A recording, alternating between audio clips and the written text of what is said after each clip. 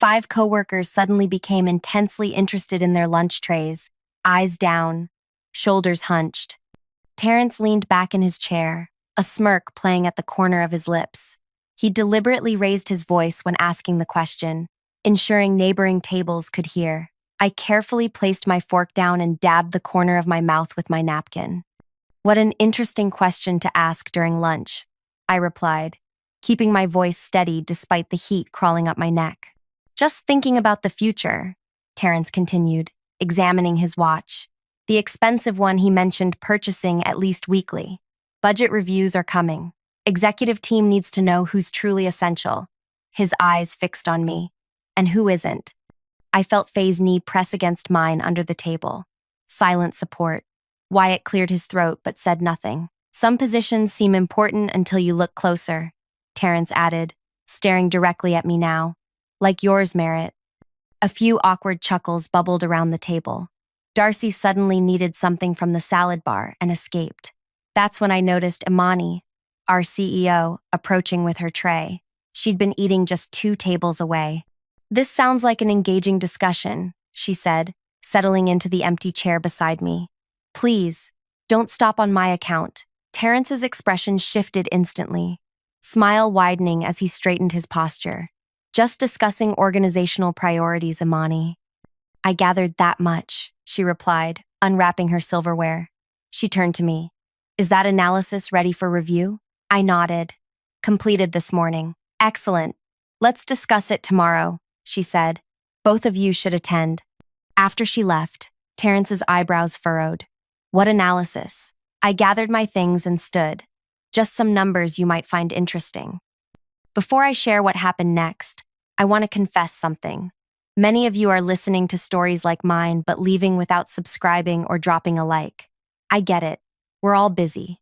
But if this story resonates with you, if you've ever felt undervalued or pushed aside, I hope you'll stay with me until the end and consider subscribing. Because what happened after that lunch changed everything. Not just for me, but for an entire company. My name is Merritt. Until that day in the cafeteria, I'd spent 18 months as a market research specialist at a mid-sized tech consulting firm. I joined the company with specialized expertise in emerging markets and genuine enthusiasm for our industry. The first week had been promising. Terrence welcomed me with team introductions and encouraging words about my potential. 15 days later, I watched silently from the back row as he presented my comprehensive market expansion strategy to leadership, without once mentioning my contribution. When I questioned him privately about it afterward, he chuckled. "Consider it part of your orientation," he said, arranging papers on his desk without looking up. "Ideas move upward. Credit stays with management. That's how corporate ladder climbing works." This became my daily reality. My research appeared in his presentations without acknowledgement. My client solutions were attributed to his department leadership. During performance reviews, he cited my insufficient initiative while awarding minimal raises. I wasn't alone. Faye's innovative customer retention program became Terrence's brainchild. Ash's coding solutions were developed under close management guidance. We became a team united by shared resentment, whispering in break rooms, exchanging knowing glances during meetings. I contemplated resignation weekly, updating my resume during lunch breaks, browsing job listings after hours. But the reality of student loans and a struggling economy kept me in place. That and something else, a hardening resolve. The situation deteriorated when our industry hit turbulence. 2 competitors shuttered their doors. Another was acquired and gutted. Whispers of cutbacks spread through our hallways. Terrence began excluding me from critical client meetings, then assigning me the resulting projects without context, setting impossible deadlines. "Missing deadlines reflects poorly during budget reviews," he reminded me, with that same smirk from the cafeteria. One evening, working late to salvage a project I'd been given only partial information about, I spotted Imani in the break room. She stood alone, studying sales projections with concern. "Those metrics tell half the story," I said before wisdom could stop me. She looked up, expression unreadable. "Explain." Instead of retreating, I grabbed a napkin and sketched an alternative framework. "We're measuring what's easy to count, not what actually matters to our sustainability." These three factors are more predictive of future performance. To my surprise, she asked thoughtful questions. For 20 minutes, we rethought our approach to market evaluation. As I turned to leave, she asked, "Why haven't these insights reached me before now?" The question cracked open a door. I provided a careful but honest account of information flow within our department. Her expression revealed nothing, but before leaving, she requested a comprehensive analysis, kept strictly between us. For weeks afterward, I maintained parallel work streams, completing Terrence's assigned tasks, while secretly compiling a diagnostic of company operations. I interviewed clients during lunch breaks. I analyzed industry patterns after hours. I identified structural problems and outlined potential solutions. Terrence sensed the shift in my focus. His criticism intensified. The replaceable comment wasn't random. He'd been positioning me for removal for weeks. What he didn't know was that I'd been positioning myself too. The morning after the cafeteria incident, I arrived at the conference room for my meeting with Imani to find Terrence already there, looking self-assured. "Perfect timing," Imani said as I entered. I was just explaining to Terrence about an extraordinary analysis I received. Terrence nodded confidently. "My department prides itself on thoroughness." Imani opened a folder. "This work identifies 3 fundamental failures within our organization." She slid the document, my analysis, across the table. First, our decision paths are needlessly complex. Second, our compensation doesn't align with contribution. Third, she fixed her gaze on Terrence. "We have patterns of idea appropriation that violate our ethics policy." His smile faltered. "That seems rather subjective. The report includes original submissions, presentation slides, and meeting transcripts showing systematic misattribution," she interrupted. "The evidence spans 18 months and affects multiple employees." What followed stunned even me. Imani outlined a complete company restructuring that eliminated traditional management layers, including Terrence's position. "We're evolving beyond hierarchical thinking," she explained. "We need solution creators, not gatekeepers." Terrence's jaw tightened. "After 8 years of service, you have 2 options," she stated firmly.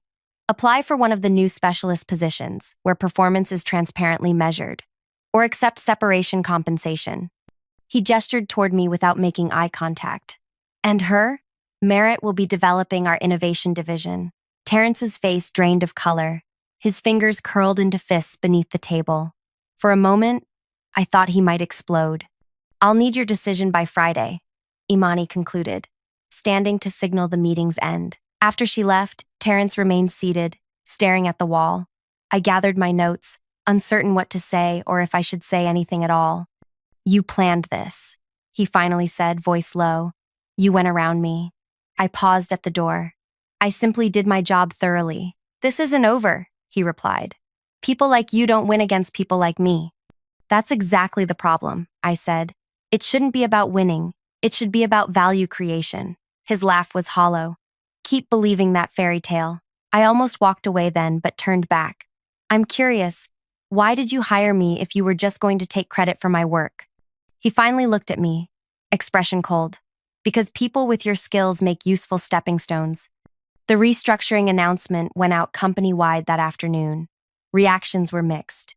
Anxiety from those comfortable with traditional hierarchies, excitement from those who'd felt stifled. I received 28 messages within the first hour, most expressing congratulations, some seeking reassurance. Faye burst into my office, closing the door behind her. "Is this real? Tell me this is real." "It's real," I confirmed, and unsettling and exciting and terrifying all at once. "What happens to Terrence?" "He can apply for a specialist position or take severance," she laughed. "Can you imagine him actually doing work instead of just claiming credit for it?" I couldn't answer. Despite everything, watching someone's carefully constructed world collapse brought no joy, but neither did it bring regret. The next week was chaos. Imani appointed me interim transition lead while formal structures were established. Terrence stopped coming to the office, communicating only through terse emails about his decision to accept severance. Other managers reacted differently. Some embraced the change, others resigned, a few fought it. Late Friday, as I was reviewing transition plans, my office phone rang. "You've destroyed everything," Terrence said without introduction. "Years of building this department, all undone by your little power play." "This isn't about power," I replied. "It's about recognizing contribution. It's about revenge," he snapped. "Don't pretend otherwise." After he hung up, I sat in silence, questioning my motives. Was it revenge? Partly, perhaps. But it was also about building something better. A company where ideas flowed freely, where contribution earned recognition, where collaboration replaced competition. 3 months later, our transformed company showed promising results. Teams self-organized around client needs rather than management preferences. Innovation accelerated. Employee satisfaction scores rose dramatically. My innovation division expanded from 3 people to 12. Then came a moment I hadn't anticipated. Ash burst into my office one morning, tablet in hand. "You need to see this," he said, placing it before me. Terrence just announced his new position. The screen showed a professional networking post. Terrence smiling beside the CEO of our largest competitor, announcing his role as their new chief strategy officer. "He's going to use everything he knows about our restructuring against us," Ash warned. I stared at the image, at Terrence's triumphant smile. The competitor had been struggling, but with our internal knowledge, they could potentially leapfrog our innovations. "Should we tell Imani?" Ash asked. Before I could answer, my phone chimed with a message from Terrence himself. "Stepping stones work both ways. See you in the marketplace." That night, I couldn't sleep. The restructuring had been working, teams collaborating effectively, innovative solutions emerging naturally, client satisfaction improving. But Terrence knew our weaknesses, our plans, our client relationships. He'd been in every strategic meeting for years. More troubling was the realization that Terrence's approach, taking credit, positioning others as stepping stones, had indeed advanced his career. He'd failed upward into an executive role at a major competitor. The system I wanted to change had rewarded him again. The next morning, I requested a meeting with Imani. Her assistant scheduled it for 7 a.m. the following day. Never a good sign. "You've seen the announcement," she said when I entered her office. I nodded. "I'm concerned about the competitive implications." "As am I." She gestured toward a chair. "But I'm more concerned about your reaction." "My reaction? Will you let this derail everything we've built?" she asked. "Because that's exactly what he wants." Her directness caught me off guard. "I'm not sure what you mean." "When people like Terrence lose, they want everyone else to lose too. The question is whether you'll give him that satisfaction." I hadn't expected this perspective. "What do you suggest?" She leaned forward. "We accelerate. We innovate faster than he can copy. We build stronger client relationships than he can damage. We create a company so fundamentally different that his old knowledge becomes obsolete. And if we can't, then we failed because we built something fragile, not because Terrence knew our secrets." She smiled slightly, but I don't think that's the case. As I left her office, my phone chimed with another message from Terrence. "First client meeting today. Your former accounts seem very interested in hearing about leadership changes." The taunt was clear. He planned to poach our clients by sowing doubt about our new structure. I started to type a response, then deleted it. Engaging would only validate his approach. Instead, I called an emergency meeting with our client services team. "We need to reach out to every account today, not defensively, but to reinforce the benefits they're already seeing from our restructuring." By noon, we'd contacted half our client list. By end of day, we'd reached them all. The response was overwhelmingly positive. Clients had noticed improved responsiveness, creative solutions, and greater transparency under our new model. That evening, I received an unexpected call from Arnie, our largest client's procurement director. "Interesting lunch today," he said. "Your former colleague made some concerning claims about instability at your company." My heart sank. "I'm sorry to hear that." "Don't be," Arnie chuckled. His approach was so transparently self-serving that it backfired. He kept referring to "my clients" and "my strategies" when discussing work we know came from your team. "What did you tell him?" "That we value partnership over personality. That results speak louder than resumes. and that we're quite happy with our current arrangement. He paused. Though he did make a compelling offer on pricing, the implication was clear. They were satisfied but open to negotiation.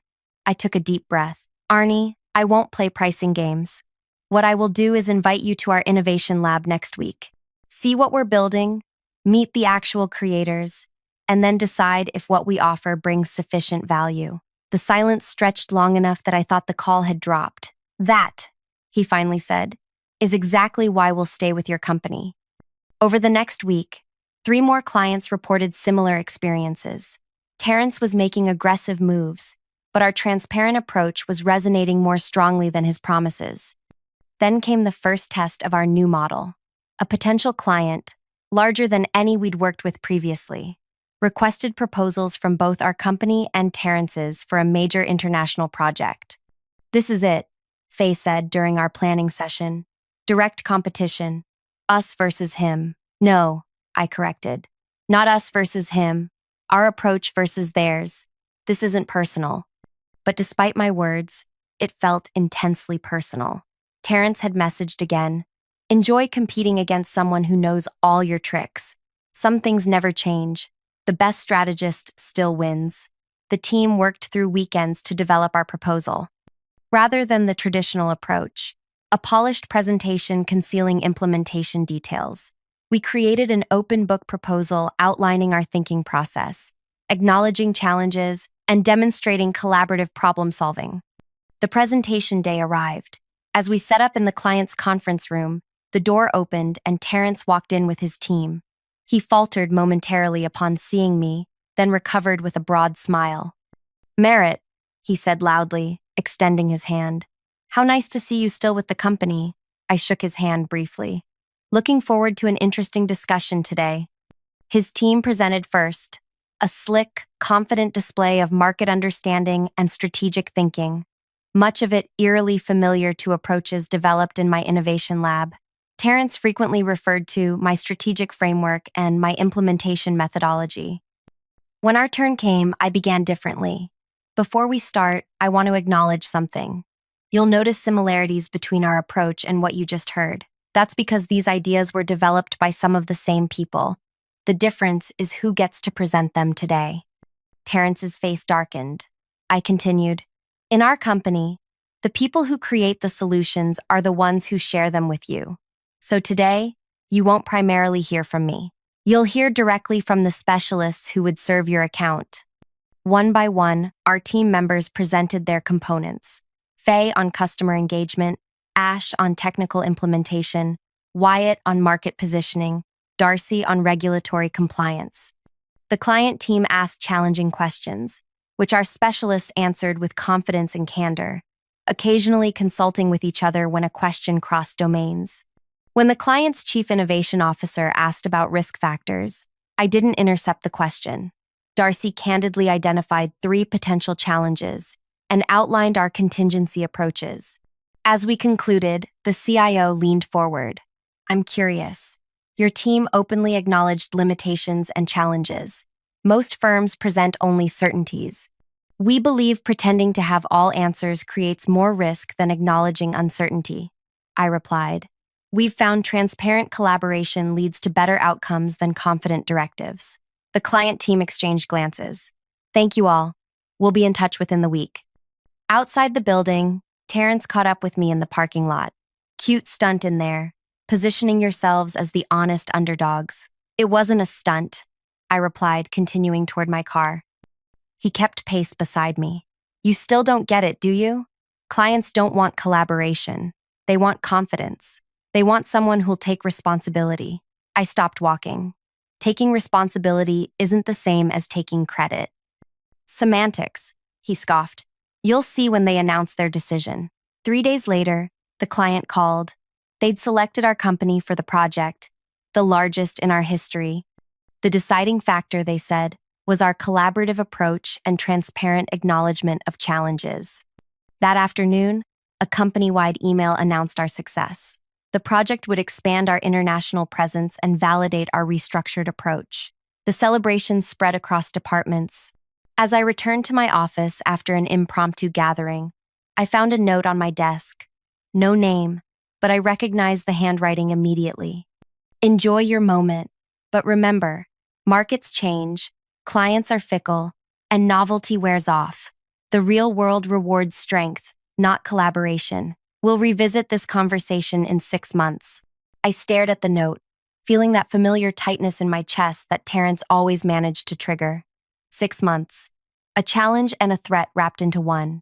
I considered shredding it, but instead tucked it into my desk drawer.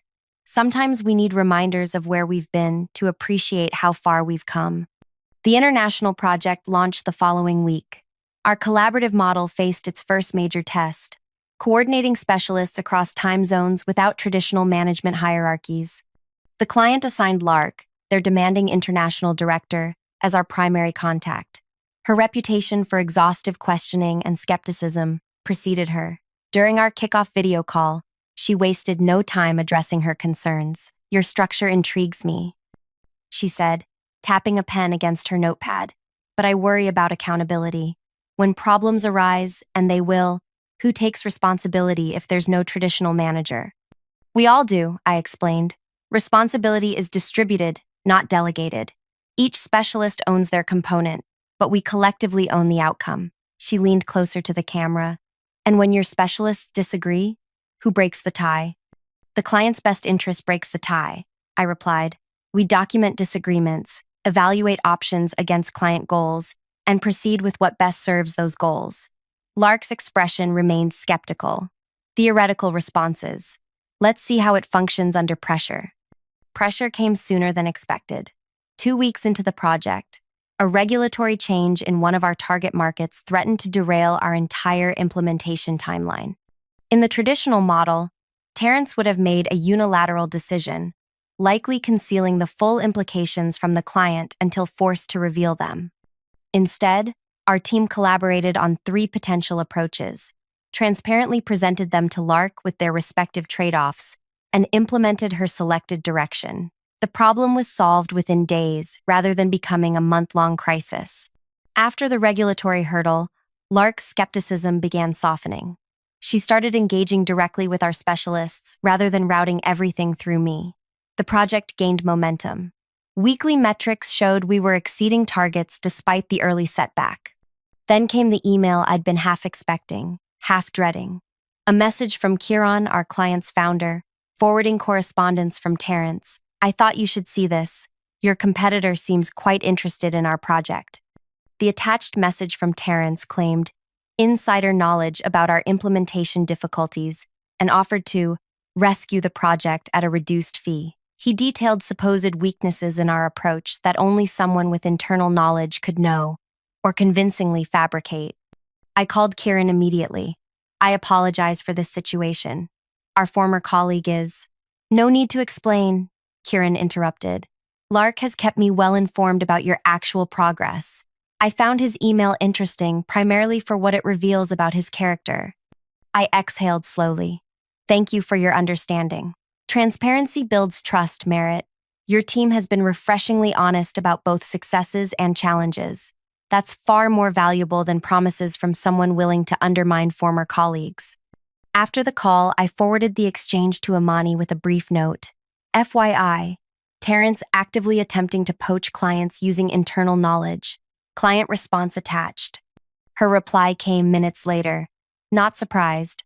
Our best defense remains consistent delivery, though legal may want to review his employment terms regarding confidentiality." End quote. 3 months into the project, our restructured approach was proving remarkably effective. Innovation happened faster without management bottlenecks.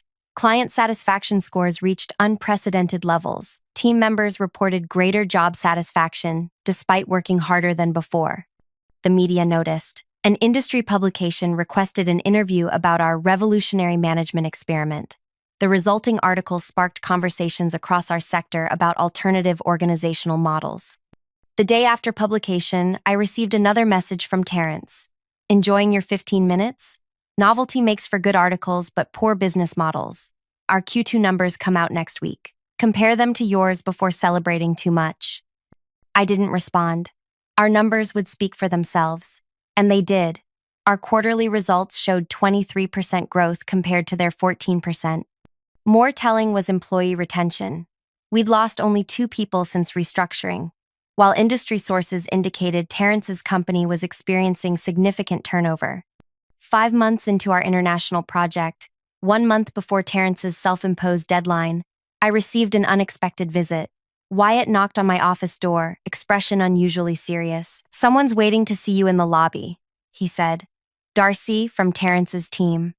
Darcy had been Terrence's executive assistant for years, instrumental in his day-to-day operations. We'd never been close, but she'd always treated me with professional courtesy. I found her sitting tensely in our reception area, clutching her handbag. When she saw me, she stood quickly. "Is there somewhere we can talk privately?" she asked, voice low. I led her to a small conference room and closed the door. "What brings you here, Darcy?" She placed her handbag on the table, hands trembling slightly. "I shouldn't be doing this. If Terrence found out, whatever you share stays between us," I assured her. She took a deep breath.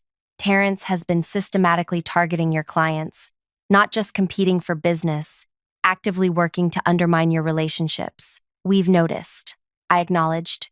"It's worse than you think. He's created a dedicated team focused solely on identifying weaknesses in your projects. They're instructed to watch for any implementation hiccups and immediately reach out to those clients with rescue offers." While concerning, this wasn't entirely surprising. "Why are you telling me this?" Darcy's eyes met mine. "Because it's not just business for him. It's personal. In management meetings, he talks about destroying you specifically. He's convinced you deliberately sabotaged his career. I simply provided factual information," I countered. "I know that," she said. "I processed your reports for years. I saw how he took credit for your work." She hesitated. "There's more. He's preparing something big against your international project. I don't know details, but he called it his checkmate move." My mind raced through possibilities. What could he possibly do to derail a successfully progressing project? "Why are you risking your position to tell me this?" I asked. Darcy looked down at her hands. "Last week, my mother needed emergency surgery. I requested 2 days off. Terrence denied it, saying, 'Personal problems can't interfere with business priorities.' I went anyway. When I returned, I found I'd been demoted." Her voice hardened. "He built his career taking credit for others' work. Now he's building his company the same way." After Darcy left, I called an emergency meeting with our international project team. Without revealing my source, I shared that we should prepare for potential disruption. "What kind of disruption?" Faye asked. "Unknown. But knowing Terrence, it will target what he perceives as our greatest vulnerability." Ash leaned forward. "Which is?" I considered this carefully. "Our transparency. He believes it makes us vulnerable because we acknowledge challenges rather than hiding them." "So, we prepare by being even more transparent?" Wyatt sounded skeptical. "Exactly," I replied. "We proactively identify every potential issue, however minor, and share them with the client before Terrence can use them against us." For the next week, our team conducted exhaustive reviews of every project component, documenting potential weaknesses and developing contingency plans. We scheduled a comprehensive update with Lark and Kieran to share our findings. The night before the presentation, I worked late, refining our approach. As I was preparing to leave, my office phone rang. A number I didn't recognize. "Is this Merritt?" a woman's voice asked. "Yes, who's calling?" "My name is Vima. I'm Chief Legal Counsel at Northstar Partners." My pulse quickened. Northstar was one of the largest investment firms in our sector, known for strategic acquisitions. "I apologize for calling after hours," she continued, "but we've just received some concerning information about your company that requires immediate attention." "What information?" "A detailed dossier, suggesting your recent restructuring has created significant legal exposure. It includes internal documents, client communications, and financial projections suggesting imminent instability." Terrence's checkmate move suddenly became clear. He wasn't just targeting our clients. He was attempting to devalue our entire company. "The materials are compelling enough that our acquisition committee has paused consideration of your company," Vima continued. "We were planning to approach with an offer next quarter. I hadn't known we were even on their radar. These materials were provided by a competitor, I assume?" I'm not at liberty to disclose the source, she replied diplomatically. But yes, someone with an obvious interest in affecting our perception of your company. I'd like the opportunity to address these concerns directly, I said. The information you've received is from a former manager who was separated during our restructuring. That context is helpful, Vima acknowledged. Are you available to meet tomorrow? Absolutely. After arranging details, I immediately called Imani, explaining the situation. So that's his play, she said thoughtfully. Not attacking the project, but undermining our company valuation. Clever. What's our response? I asked. Complete transparency, as always, she replied. Prepare a full disclosure package, the good, the bad, and the uncertain. Include our contingency plans for various scenarios, and bring Faye with you to the meeting. Her financial analysis will be crucial. The next morning, Faye and I arrived at North Star's impressive downtown offices. Vima greeted us in the lobby, escorting us to a conference room where 4 other executives waited. Their expressions ranged from curious to skeptical. Thank you for meeting on such short notice, I began. Before addressing specific concerns, I'd like to provide context about our company's transformation. For the next hour, Faye and I walked them through our restructuring journey, the challenges, the successes, and most importantly, the data supporting our approach. We directly addressed each concern raised in Terrence's dossier, neither minimizing legitimate issues nor accepting mischaracterizations. When we finished, the room remained silent for several moments. Finally, North Star's acquisition director spoke. This is the most forthright pre-acquisition discussion I've experienced in 20 years. Most companies spend months hiding problems we eventually discover anyway.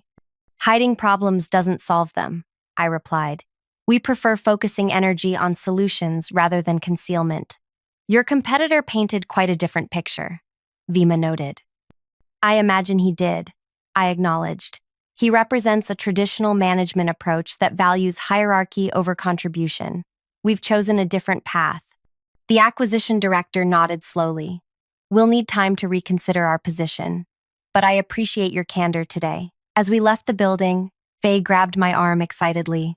Did you catch that? Reconsider our position. They're still interested.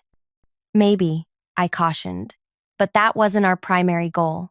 We needed to neutralize Terrence's attack, not secure an acquisition. Still, Faye insisted. It's a powerful validation of our approach. She was right. Even without an acquisition offer, having North Star's interest confirmed our model's viability. It wasn't just working, it was attracting serious attention. That afternoon, we presented our comprehensive risk assessment to Lark and Kieran. Their response exceeded expectations. This level of proactive disclosure is unprecedented, Kieran said. Most firms only reveal problems after they've become crises. Precisely why we chose your company, Lark added, her earlier skepticism completely gone. This approach significantly reduces our overall project risk. By day's end, not only had we neutralized Terrence's potential disruption, we'd strengthened both client relationships and acquisition interest. I returned to my office feeling cautiously optimistic. A notification chimed on my computer. An email from Terrence, sent just minutes ago. Heard you had an interesting meeting today. Don't celebrate yet. You've survived the opening moves, but the game continues. 6-month deadline still stands. I closed the email without responding. His chess metaphors were growing tiresome. This wasn't a game with artificial rules and boundaries. This was about creating sustainable value versus extracting personal gain. The following week brought unexpected news. North Star Partners announced a major investment in our company. Not a full acquisition, but a strategic partnership that would accelerate our international expansion. The press release specifically cited our innovative organizational model as a key factor in their decision. Hours after the announcement, I received a text message from an unknown number. This changes nothing. But it had changed everything. North Star's investment validated our approach industry-wide. Our stock price jumped. Potential clients reached out, intrigued by our restructured model. The very thing Terrence had attempted to undermine had become our greatest market differentiator. Exactly 6 months after his note, I received a meeting request from a competitor. Not Terrence's company, but another major player in our industry. Curious, I accepted. Their CEO, Eliza, came directly to the point. We're interested in acquiring your innovative division. We're not looking to sell, I replied. Everyone has a price, she countered. And frankly, we're concerned about your competitive impact if we don't bring you into our fold. Meaning you'd rather acquire our approach than compete against it. She smiled thinly. Precisely. Innovation is valuable. Disruptive innovation is priceless. I appreciate your interest, I said, but we're committed to our independence. As she was leaving, Eliza paused. I should mention, we're also in talks with Terrence's company about a potential merger. He suggested your division might be more acquisition-friendly than you're indicating. The implications were clear. Terrence was positioning himself for a potential takeover of our division through a third-party merger. If successful, he would effectively become my boss again. I reported the conversation to Imani immediately. This confirms our market impact, she noted. When competitors try to acquire you, you're doing something right. She leaned back in her chair. But Terrence's involvement complicates things. He's still trying to undermine us, I agreed, just through increasingly sophisticated means. Imani studied me thoughtfully. After everything that's happened, I'm curious. What do you want the end result to be with Terrence? The question caught me off guard. I'd been so focused on defending against his attacks that I hadn't considered my ultimate goal. I want him to stop interfering with our business, I began. I want our model to succeed despite his efforts to undermine it. I paused, considering more deeply. But what I really want is vindication. Not just personal vindication, but validation that our approach creates more value than his extractive model. Imani nodded. Then perhaps it's time we stop playing defense. What do you mean? For months, we've been reacting to Terrence's moves. Maybe it's time we made our own. She smiled. Your revenge shouldn't be about destroying Terrence. It should be about building something so successful that his approach becomes obsolete. The idea resonated deeply. True vindication wouldn't come from Terrence's failure, but from our success becoming undeniable, even to him. Over the next weeks, we accelerated our innovation initiatives while monitoring merger discussions between Terrence's company and Eliza's. Our international project neared successful completion. Client testimonials poured in, validating our collaborative approach. Our stock continued climbing while our competition struggled with retention issues. Then came news that changed the landscape entirely. Terrence's company announced a merger with Eliza's, a move that would create the largest firm in our sector. Market analysts praised the combined entity's potential to dominate the industry. Terrence's message arrived minutes after the announcement. Checkmate. For a moment, doubt crept in. Had he won after all? The merged company would have resources and market position we couldn't match. Perhaps the traditional model would prevail simply through consolidation and market power. I was still processing this when Imani called an emergency leadership meeting. Her expression was uncharacteristically animated as we gathered. The merger announcement changes everything, she began. They'll be formidable competitors, Faye acknowledged. That's not what I mean, Imani replied. Look deeper at the announcement details. Terrence isn't taking the CEO position.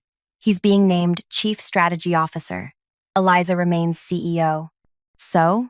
Ash asked. So the power dynamics are clear, Imani explained. Eliza acquired his company, not the other way around. She's the decision maker. I began to see her direction, and Eliza approached us first. Exactly, Imani smiled. She values our innovation model. Now she's acquired a company with traditional hierarchy. The cultures will inevitably clash, creating an opportunity, I continued, for us to demonstrate which model produces better results. Precisely. Imani distributed folders to each of us. This is our response to the merger. Review it tonight. We implement tomorrow. Inside my folder was a comprehensive plan titled Open Innovation Initiative. Rather than competing directly against the newly merged giant, we would transform into a completely open organization, sharing our methods, publishing our results, and inviting industry participation in collaborative projects. The approach was counterintuitive yet brilliant. Instead of fighting for market share, we would become the industry's innovation engine. Our competitors could either adopt our collaborative methods or risk falling behind as the market evolved around them. The plan included a dramatic announcement. We would open source our organizational model, providing detailed implementation guides for any company wanting to restructure. We would offer transition consulting to help traditional companies evolve. We would create an industry consortium dedicated to collaborative innovation. As I read further, I understood the genius of Imani's strategy. By open sourcing our approach, we would accelerate industry transformation toward the very model Terrence had fought against. His merger victory would become hollow as the market itself evolved beyond his traditional paradigm. This wasn't just about our company versus his anymore. This was about reshaping an entire industry. The next morning, I found a package on my desk, a small wooden box containing a chess piece, a white queen with a note attached. Sometimes the most powerful move isn't capturing your opponent's pieces, but changing the nature of the game. Imani. I placed the queen on my desk as we finalized our announcement. By afternoon, our Open Innovation Initiative hit the newswires. The market response was immediate and overwhelming. Our stock jumped 28% by closing bell. Industry publications scrambled for interviews. Competing companies, including smaller firms threatened by the merger, reached out about joining our consortium. But the response I awaited most came the following day, a message request from an unknown profile on a professional networking site. I accepted, revealing a direct message from Terrence. "What exactly do you think you're accomplishing with this publicity stunt?" For the first time in our long conflict, I felt no anxiety reading his words, only clarity. I replied, "Creating an industry where everyone can contribute their best work and be recognized for it, where ideas flow freely instead of being captured for personal advancement, where collaboration creates more value than competition." His response came quickly. "Idealistic nonsense. Business isn't about making everyone feel valued. It's about results." "I agree completely about results," I wrote back, "which is why our next announcement might interest you." "What announcement?" I didn't reply. He would find out with everyone else tomorrow. That night, I could barely sleep, anticipating what was coming.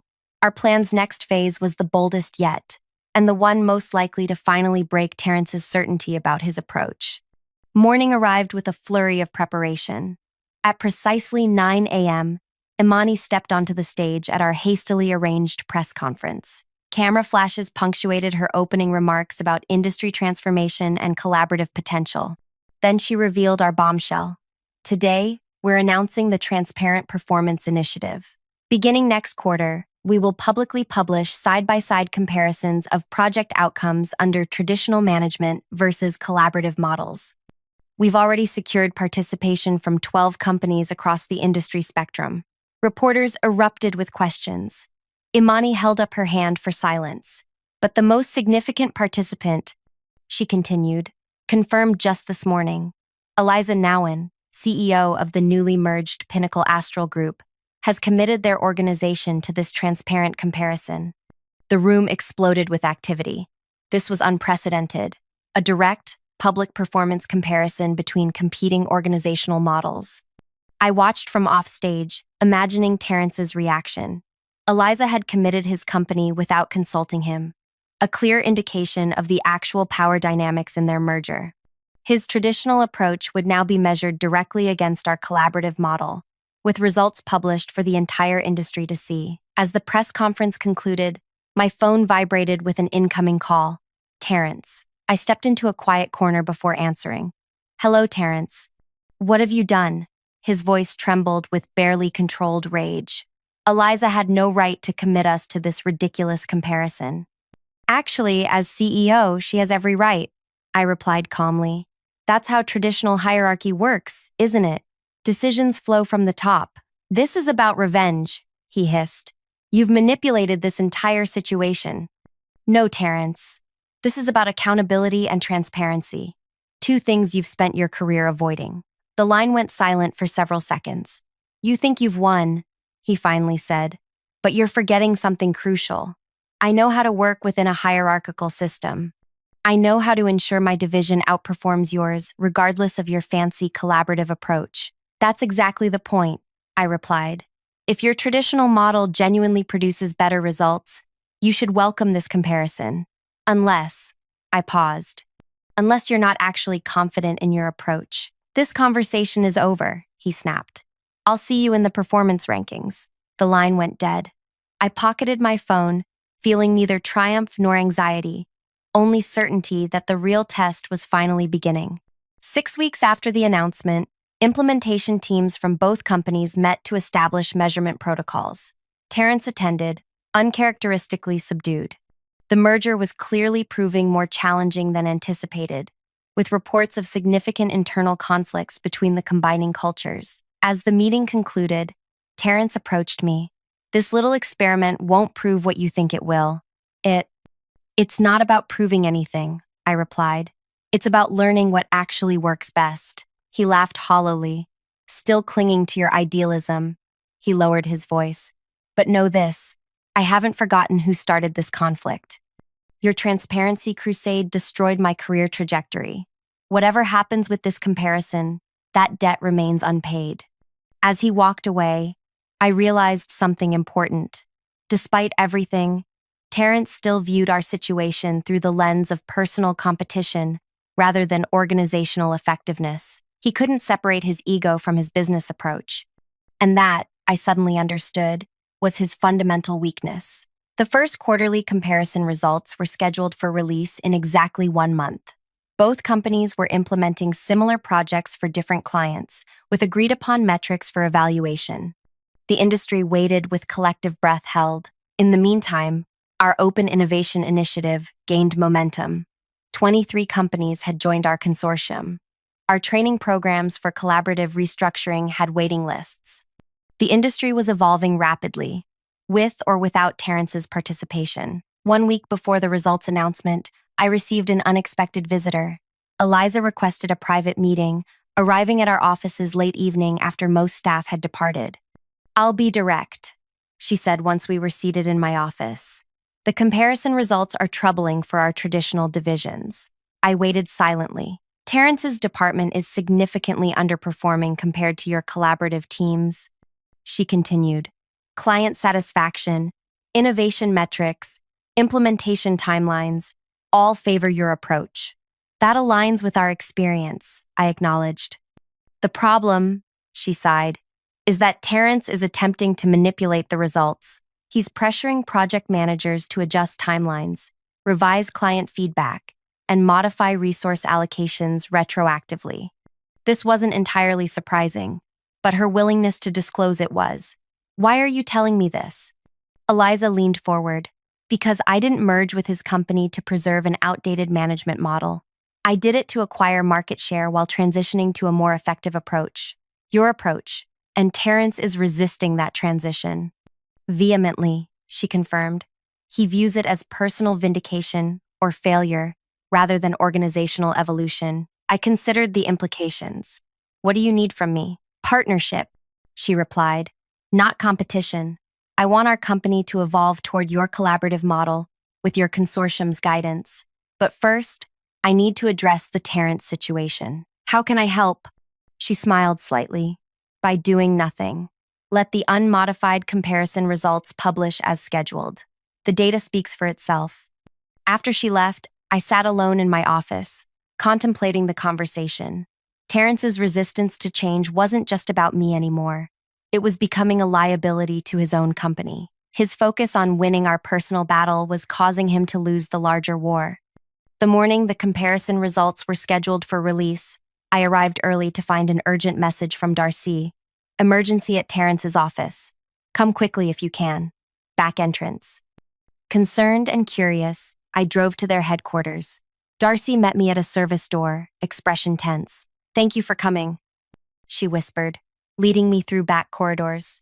Terrence had a complete meltdown when he saw the final comparison report. He's been here all night trying to revise the numbers. Why did you call me? She stopped outside a conference room door. Because what's happening in there needs a witness besides me. Through the door's window, I could see Terrence facing Eliza and 2 board members. His face was flushed, hands gesticulating wildly. Eliza's expression remained impassive. Darcy handed me an earpiece connected to the room's audio system. Security monitoring, she explained. I have access codes from managing Terrence's meetings. I hesitated, uncomfortable with eavesdropping. But Darcy's expression was urgent. Please. This affects more than just Terrence. I inserted the earpiece, catching Terrence mid-sentence. Deliberately sabotaged by collaborative teams, these results are meaningless without context. Eliza's voice was calm. The methodology was agreed upon by both companies. The metrics were established collaboratively. Every project had independent verification. It's too soon for meaningful comparison, Terrence insisted. Traditional approaches show their value over longer time frames. That wasn't your position when we agreed to the comparison, one board member noted. And it contradicts your own previous claims about quick wins from hierarchical efficiency, added the other. Terrence's voice lowered. This is a personal vendetta. Merit has manipulated this entire situation to discredit me. This isn't about merit. Eliza replied firmly. This is about organizational effectiveness. The data is clear. Collaborative teams are outperforming traditional hierarchies across every meaningful metric. Give me 6 more months, Terrence pleaded. I can turn these numbers around. We're not suppressing the report, Terrence, Eliza stated. The industry is watching. Transparency was the point of this initiative. His voice hardened. Then you leave me no choice. I'll release my own analysis showing the methodological flaws. That would violate your employment agreement, one board member warned. I don't care, Terrence shouted, slamming his hand on the table. I won't let her win. The room fell silent. Her? Eliza finally asked. This is about beating merit, not about what's best for our company or clients. Terrence seemed to realize his mistake. That's not what I meant. I think it's exactly what you meant, Eliza interrupted, and it clarifies several decisions you've made recently. She exchanged glances with the board members, who nodded slightly. Terrence, we're releasing the comparison report as scheduled, and effective immediately, we're restructuring your division. What does that mean? His voice had lost its force. It means your position as Chief Strategy Officer no longer exists. We're implementing collaborative teams across all divisions, including yours. You can't do this, he whispered. Actually, I can, Eliza replied. The board unanimously approved the restructuring last night after reviewing the comparison data. I removed the earpiece, having heard enough. Through the window, I could see Terrence slumped in his chair, defeat evident in every line of his body. Darcy touched my arm. We should go before he comes out. As we hurried toward the exit, I asked, why did you want me to witness that? She stopped at the door. Because you needed to see it wasn't just about winning or losing. It was about creating something better. She smiled slightly. You changed an industry by focusing on creation rather than competition. He destroyed his career by doing the opposite. I nodded, understanding completely. Thank you, Darcy. No, she replied. Thank you for showing there's a better way to work. The comparison report published that afternoon, sending shockwaves through the industry. Collaborative teams had outperformed traditional hierarchies by significant margins across all key metrics. More significantly, employee satisfaction and retention rates were dramatically higher in collaborative environments. That evening, as our team celebrated the validation of our approach, I received one final message from Terrence. Congratulations, you won. But remember, businesses are fickle. Today's innovation is tomorrow's outdated approach. This isn't over. For the first time, I felt only compassion reading his words. He still didn't understand. This had never been about winning or losing. It had never been about him versus me. It had been about creating a better way to work, one that recognized contribution, fostered innovation, and valued people as creators rather than resources. My revenge wasn't destroying Terrence. It was building something better than what he represented, something that made his approach obsolete, not through competition, but through evolution. I typed a final reply. You're right about one thing. It's not over. But that's because transformation never ends. There's always something better to build. I hope you find a way to be part of it rather than fighting against it. 6 months later, our collaborative model had become the industry standard. Our consortium had grown to include 67 companies. Terrence had disappeared from the professional landscape, declining interview requests and maintaining no public presence. Until the day I received an unexpected email. Coffee? I have a proposition to discuss. Terrence. Curiosity won over caution. I agreed to meet Terrence at a quiet cafe downtown. When I arrived, I almost didn't recognize him. Gone was the expensive watch, the tailored suit, the practiced confidence. Instead, he wore casual clothes, his posture more subdued. "Thank you for coming," he said as I sat across from him. "I wasn't sure you would." "Curiosity is a powerful motivator," I replied. "What proposition could possibly interest me after everything that's happened?" He took a deep breath. "I want to join your consortium." I carefully set down my coffee cup. "You want to join the collaborative model you've spent years fighting against?" "Not as a company," he clarified. "Personally, as a consultant." "Why would we consider that?" I asked, genuinely perplexed. "Because I understand the traditional model better than anyone. I know exactly where the resistance points are, what fears drive opposition to change." He leaned forward. "I could help companies transition more effectively." I studied his face, searching for signs of deception. "This is quite a transformation."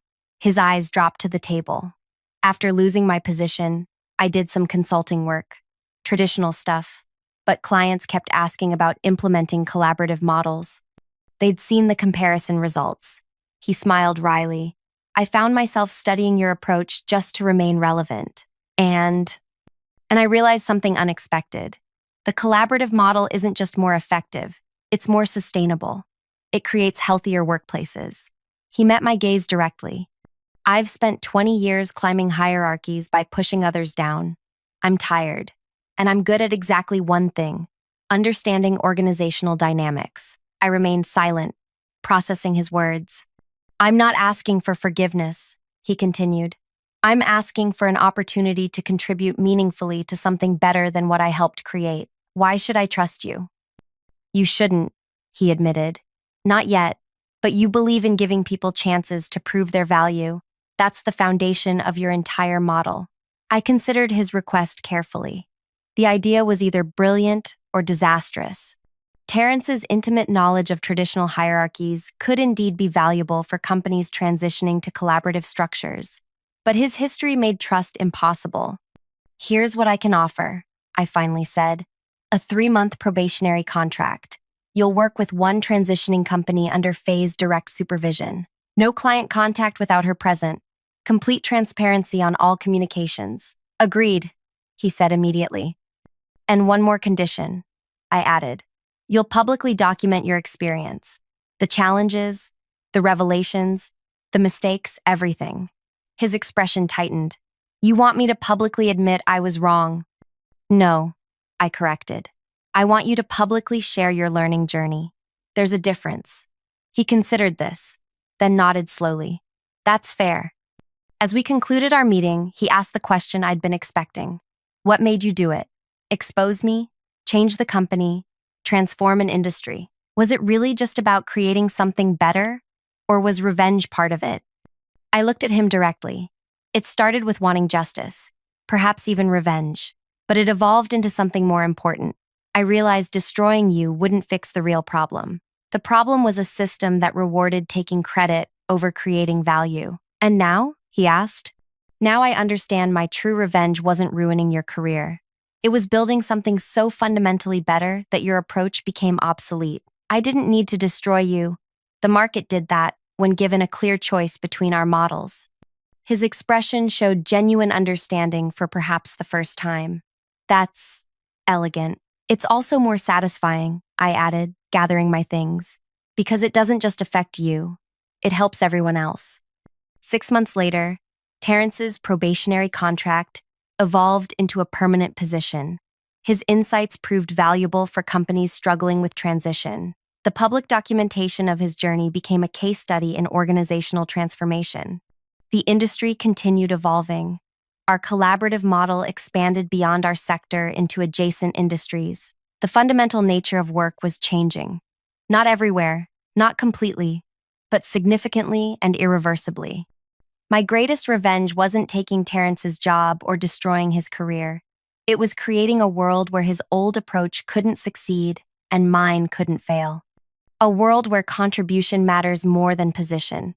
where value creation trumps value extraction, where collaboration defeats competition. Sometimes the best revenge isn't about making someone lose.